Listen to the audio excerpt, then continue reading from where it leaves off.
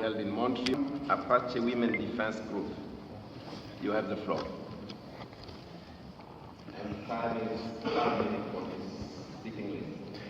The Lipan Apache Women Defense, the Apache and Dana Working Group, and the International Organization for Self-Determination and Equality recommend and advise the expert mechanism on the rights of indigenous peoples to include into the current study reports and research for future studies the following issues regarding the right to health of indigenous peoples with a focus on children and youth. Number one, in 2015, community members of the San Carlos Apache tribe studied and found chemical contamination of 2,4,5-TP herbicides, also known as Agent Orange, which was sprayed upon the waterways prior to the Vietnam War. This poisoning toxic adversely affects the future of youth, and more thorough studies must be made on herbicide, pesticide, chemical, and toxic contamination, with special attention on Dow Chemical and Monsanto corporations, as well as their connections to nation states and state corporate crimes.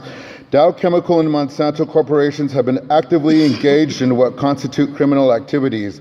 The adverse effects of chemicals found in the San Carlos waterways are duplicated elsewhere in studies in which chemicals have been applied to food products.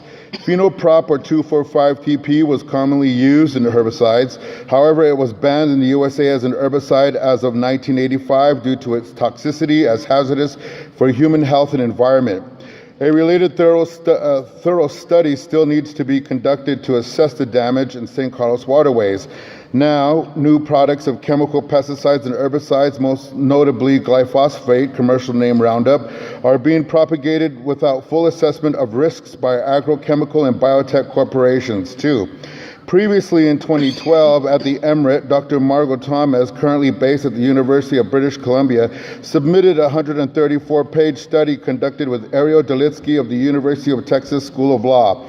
The study detailed the intense health and wellness impact of the U.S. border wall against Lipan Apache, Kickapoos, Antigua Atletas, in addition to many indigenous migrants who live along the Texas-Mexico border entirely under a militarization policy. Number 3, subsequent to Dr. Thomas's report, Dr. Thomas conducted further studies in the Lipan Apache community on the question of why indigenous women refuse dispossession in the context of U.S.-Mexico border wall and the spiritual, cultural, social, and economic destructive impact of the Lipan Apache's ability to utilize their lands and to protect their assess and own spiritual, cultural, and economic development of water, land, food systems, medicinal, and whole ecology, all of which is threatened by border wall and militarization. Dr. Thomas further contributed a study to the UN Convention on Civil and Political Rights on the destructive impact of the border wall and militarization of Inde adolescent girls' access to religious, sacred,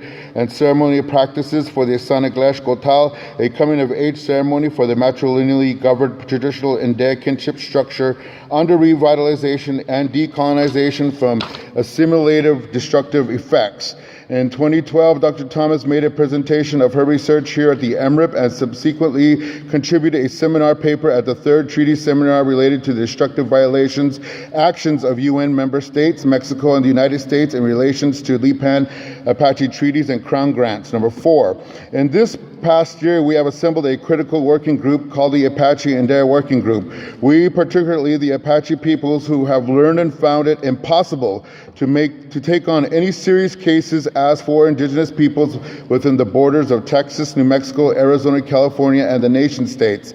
Collectively, we've submitted a comprehensive study regarding the Holy See for the related 2015 UN CERD review.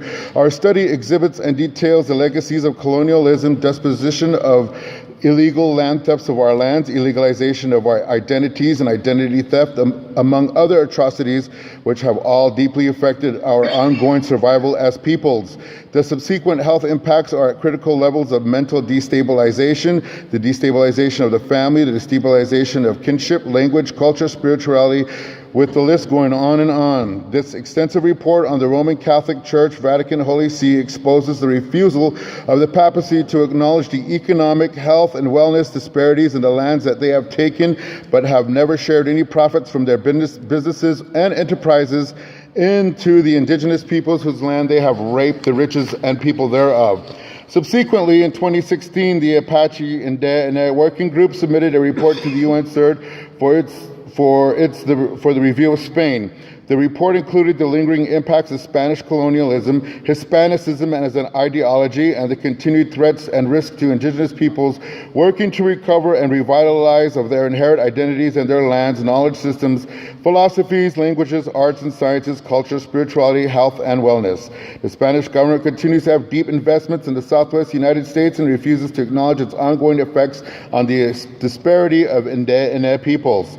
Number 6, as Indigenous and matriarchal, matrilineal governed peoples, it is a grave concern of the Indigenous Working Group that there is an unabated escalation on the ground of UN member states in a war on terror that targets indigenous women, youth, and children, as well as men, communities, and families, and specifically how this bears out in Indigenous territory with regard to ongoing escalating violence and mutilations, atrocities, abductions, incarcerations, murders, and containment. Whether these atrocities are enacted through mega walls, everyday containment of the mind, or other urgent and detrimental health-related situations, we cannot abide by the ineffective and insufficient effects of the UN mechanisms and procedures with regard to the destruction of indigenous girlhood and womanhood in the Indigenous territory and our collective health, life, and well-being. It is the responsibility of the Indigenous matrilineal governance institutions, the extended family, clans, and kinship systems to strongly advise the UN Emrip members to address the terrorizing of indigenous women who are our foundational leaders and the effects therein on youth, children, entire family, community, and people-based systems. Recommendations. Indigenous self-determined truth commissions and other restorative and reparative and or criminal justice measures regarding legacies and damages of colonizing entities, kingdoms, business states, and others must be considered as an integral component of the Right to Health Action Plan for Indigenous peoples, with a focus on youth and children and with a shift to decriminalizing our youth, families, peoples. Go to the conclusion, please. Conclusion. We have submitted a reference list to our studies mentioned, and as we seek to have a discussion with you on the globally significant, unprecedented research that we, the Apache and Indigenous Working Group, and expert individuals, groups, and peoples have contributed to the Emrip and other mechanism mandates, including the UN Human Rights Council, for understanding and the development of policies, rights, and actual enabling of all studies to be produced, seen, felt, and known health and wellness changes for indigenous peoples and the world. Thank you for your time. Thank you for your statement. I would like to take this opportunity to remind the